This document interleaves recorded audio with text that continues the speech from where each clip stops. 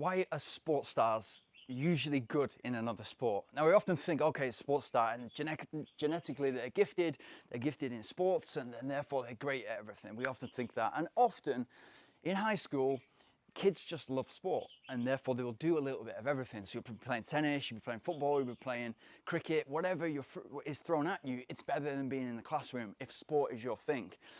But if we look at like Michael Jordan going into baseball, and he was criticized because we're sort of comparing Michael Jordan as a baseballer, comparing him to how amazing he was, the greatest of all time, potentially in any sport, in basketball. If we look at like Gareth Bale going into golf, incredible amount of, so why is that? The reasons are very, very simple. It's, of course, at that level, when you're dealing with Michael Jordan's or Gareth Bale's situation, of course you can hire in the best help. That's number one, but it's only part of what you're actually seeing. The main thing is they know the discipline it takes. They know the consistency. They're prepared to fail for a long time until they get it right. They're prepared to take as many shots, hit as many balls as it takes in order for them to get some kind of competency. It's a game for them. They turn every single aspect into a game.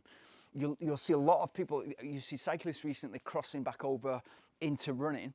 You see cyclists crossing over into triathlon and doing great at both sports. Of course, in endurance, it's kind of, they know how to push it. They know what the blood's doing. They know what the heart and lungs are doing. They know that that's the engine.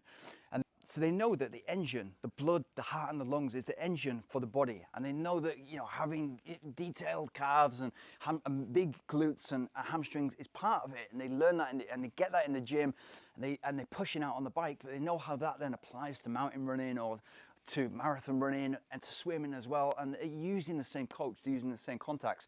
But it's the discipline, it's the work ethic. That doesn't change. It doesn't change no matter how good or bad they are at this new sport that they found.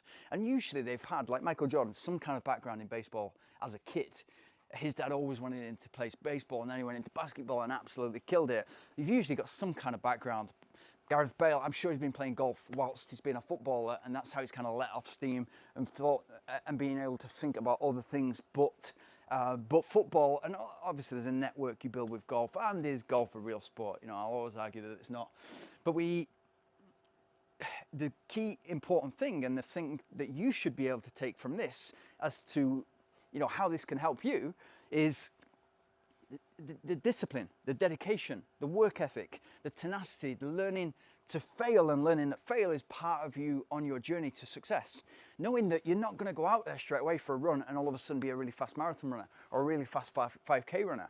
Knowing that it's actually the long game that you need to be playing. It's you getting better over the weeks and months. You've been a bit better than last week, a bit better than last month, and gradually get into somewhere that you think, right, I can actually get on the start line of a marathon or a half marathon and feel confident that I can race this distance instead of just trying to survive the distance. That in itself is fantastic. If you've come from nothing, if you started in running and that was your goal, it's an amazing feat, because once you've completed that, whether you win or learn, you have put yourself in a situation where you're on the next step. And then you've got a new target, because that's what you're all about. You're all about putting things in place for yourself that aren't necessarily an easy thing to obtain, and it isn't an easy target. It's slightly out of reach, and that's how you know that you're growing. So that's the most important thing.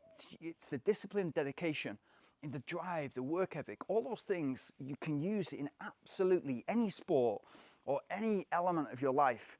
Business.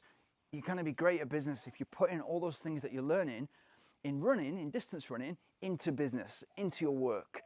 You're going to be much better for it.